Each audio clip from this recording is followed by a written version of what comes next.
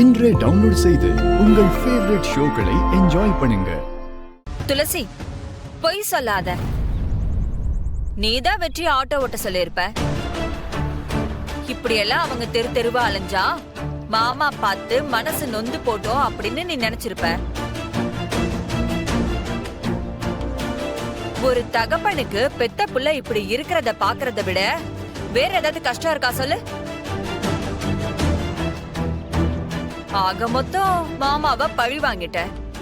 என்ன நடந்துச்சுன்னு தெரியாம பேசுறதுக்கு சந்தர்ப்பம் கிடைச்சதுன்னு நீங்க பாட்டுக்கு ஏத்தி விடாதீங்க.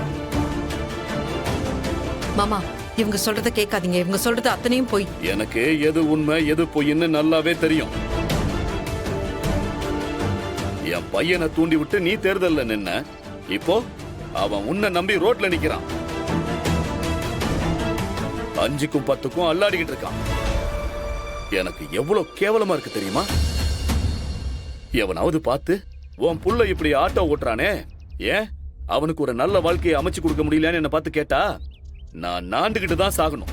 சார், என்ன சார் என்ன பேசுறீங்க நீங்க? ஏதோ ஆட்டோ ஓட்டுறது பிச்சை எடுக்கிற மாதிரி கேவலம் பேசுறீங்க. அது என்ன சார் கேவலம் இருக்குது? உங்களை மாதிரி அடிதடி அரசியல் பண்ணுறதும் மக்கள் பணத்தை கொள்ளையடிக்கிறதும் தான் சார் கேவலம். அவர் நேர்மையாக வேர்வை சிந்தி உழைச்சுன்னுக்கிறாரு. அது கௌரவம் தான் சார்.